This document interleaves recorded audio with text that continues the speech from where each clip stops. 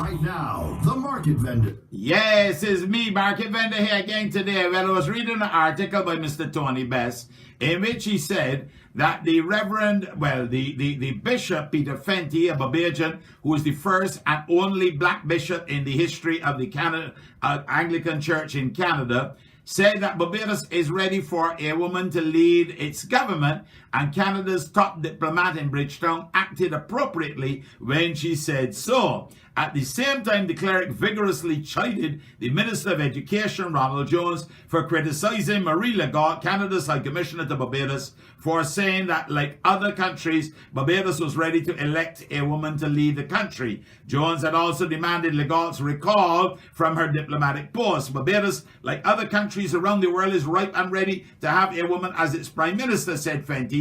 I didn't see the person as meddling in Barbados politics, but the small-mindedness and narrow-mindedness of a lot of politicians in Barbados is part of our problem, said the bishop.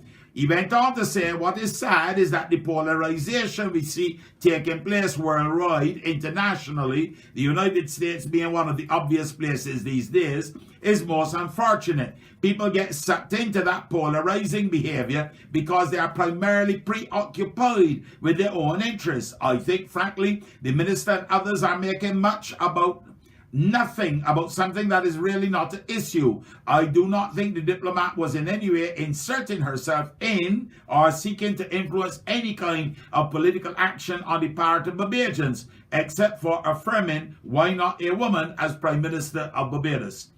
Well, Reverend Fenty, Bishop Fenty, nobody can't curse you because he was a bishop, let me tell you. He went on to point out that Barbados has had 2 deputy prime ministers as women, 2 governors general, and a governor of the central bank, among other positions, which Market has already outlined on other occasions.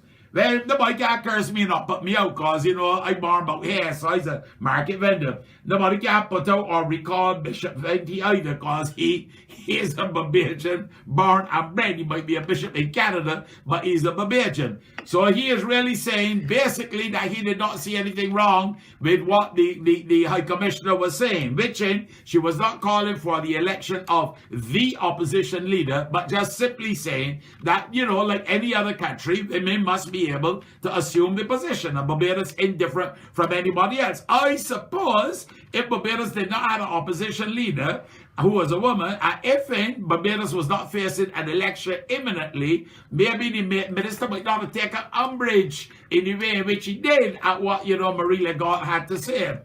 I wonder if now Peter Fenty can get a tongue lashing from the minister, because minister, he tongue to something be sharp up on both sides, let me tell you.